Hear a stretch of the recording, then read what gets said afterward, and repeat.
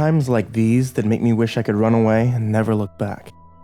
I want to scream, but I can only cry internally from all the stress my family causes me. My father and stepmother always go at each other like a couple of lions fighting over a piece of meat. There's no peace, and sometimes I wish I could just crawl into a hole and never come out again.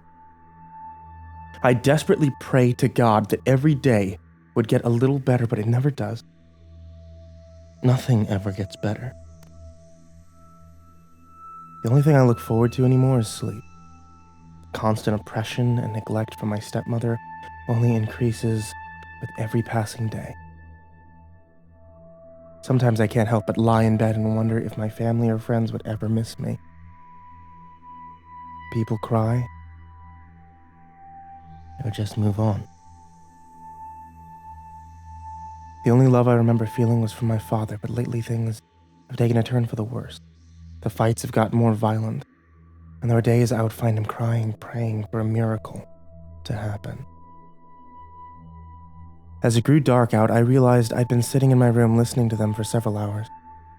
I couldn't hear them arguing anymore. The damned grating noise of the clock above me only contributed to my frustration.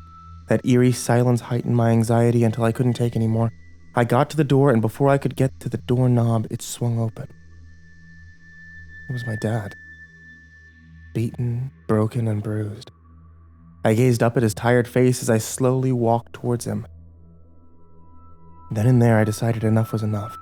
I lost all rational thought as I grabbed his hand. I gathered my strength and pushed my way past my stepmother. The rage plastered on her face made me panic as I tugged my father to his car. I got him into the passenger side and scooted over to the driver's side.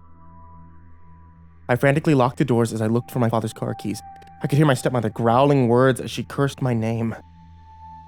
My only thought was to get my father away from here as fast as I could.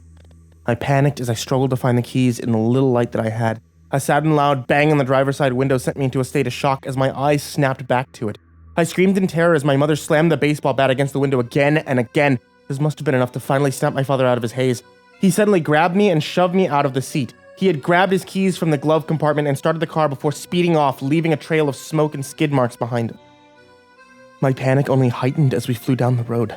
I pleaded for him to slow down, but he only sped up more. I could feel the car start to spin out of control. The sudden thrash shook both of us violently before I heard glass shattering. The seatbelt that had kept me secured broke, and suddenly the world went black. I felt so isolated. The cold, hard ground beneath me sent goosebumps along my skin as my eyes snapped open. I was gripped with a sudden strong pain as I sat up. My head was pounding from the hard landing. I tried to steady myself and realized that all I could hear was the hollow sound of the car alarm. There wasn't any other noise. Even the cool breeze that touched my skin was silent. I slowly brought myself to my feet as I looked around. Something was wrong. "Dad?" I called out. There was no answer. I hollered again. Still no answer. I started to scream over and over again in my dismay, only to hear silence, to such an extent that my throat began to hurt. I had to stop before I not only lost my father, but my voice as well. I was worn out. I couldn't stop rubbing my eyes. The more I did, the more the light around me started to fade into darkness. I felt uneasy as I opened my eyes. I was suddenly blinded by a single spotlight, and everything around me seemed to fade away. I could hear a faint jingling sound echo around me. It was followed by laughter. I could feel my anxiety welling up again as I called out, hoping it was my father. "Hello? Dad?" Waited several minutes for a reply, but none came. It only seemed to confirm my worst fear. I felt the hair on the back of my neck stand on end as an overwhelming presence seemed to appear behind me. I turned around quickly, and there, in colors of blue, magenta, and teal, stood a towering jester. The jester carried a mischievous, lazy demeanor. He looked bored and quickly took notice that I was standing there. He didn't say a word. The only sound was the faint jingling of the bells tied to the end of his blue hair. I couldn't break my gaze away from him. His flamboyantly vibrant features brought out so much life and made him stand out that much more. The jester came closer to me with a grin that I wasn't sure I could trust. I didn't understand where he came from or how I came to be in this dark oblivion. Without a word, he started to do tricks that would awe anyone. One of them made a purple balloon with a smiley face mystically appear in his hand. He looked at me again with a smile as he offered it to me. I didn't take it. I didn't know where he'd come from, much less what he was. I drew back slightly as his thoughts returned to my father. I had to find him. I didn't have time for this. I turned quickly to move away, but he was there in front of me again. He looked disappointed and shook his head as he offered me the purple balloon again. I couldn't stand the eerie silence that lingered between us. "Who are you?" I asked after gathering my courage. The jester still didn't say anything, but pulled out a deck of cards.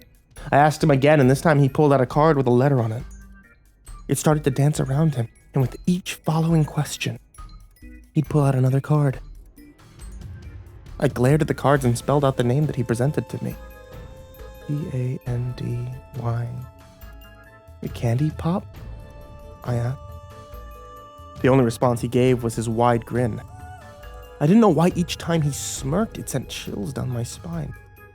I could feel something was wrong, even if I didn't know what it was. He started doing tricks again, and this time he made the purple balloon disappear. I watched as he made a big lollipop appear, then another and another, until he held 3 of them. I wasn't sure what to say or do. I only watched in silence. He took my hand and placed the lollipops in my palm and closed his hand around mine.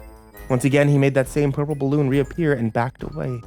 He crouched with his back to me, and all I could hear was the sound of... When he turned around, he held a flower-shaped balloon. Candy Pop's smile was sweet and kind as he offered me the balloon again. I wasn't sure why he was so persistent for me to take a balloon. Maybe he really was just trying to befriend me? After a moment, I finally decided to accept the balloon. I examined it before gazing up at Candy Pop. His expression had changed from that kind of sweet one to something sinister. I quickly backed away and hugged the balloon to my chest tightly. I started to panic as my body began to levitate off the ground higher and higher. I couldn't stop myself from floating further into the light above. What is this? I whimpered as I realized I couldn't take my hands off the balloon. It felt like it was attached itself to my skin, and the light above me grew brighter until all I could see was Candy Pop waving goodbye to me. I could see his shadow now, and it sent a cold chill over me. The shadow showed devilish-looking horns and a tail. When I tried to look at his face again, it was distorted. Multiple whispers surrounded me.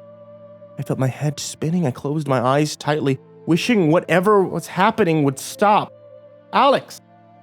Alex, wake up! Alex! I could hear my father finally calling to me. I felt so cold, as if I had been dead. I was frightened and embraced myself so hard that I popped the balloon without realizing it. I opened my eyes slowly, and the bright light that had been overhead slowly focused into a street light. My father was kneeling next to me, checking me over to see if I was alive. Almost immediately, I started to cry, and I hugged him. Before I knew it, we were at the hospital. The doctor said it was a miracle we both survived it. Much as it hurt deep down, I was glad that we were both far, far from my stepmother. 3 months have passed since the accident, but I can't seem to shake the feeling that something is still wrong. I'm happy that we both got away from my stepmother and could start again. The rain outside of my hospital window has really made this feeling the beginning of something new. I have to hide my surprise, though, as the doctor enters without knocking. Probably back to check my progress. I smile to myself as I watch the doctor's back. Once he faces me, though, my smile quickly fades.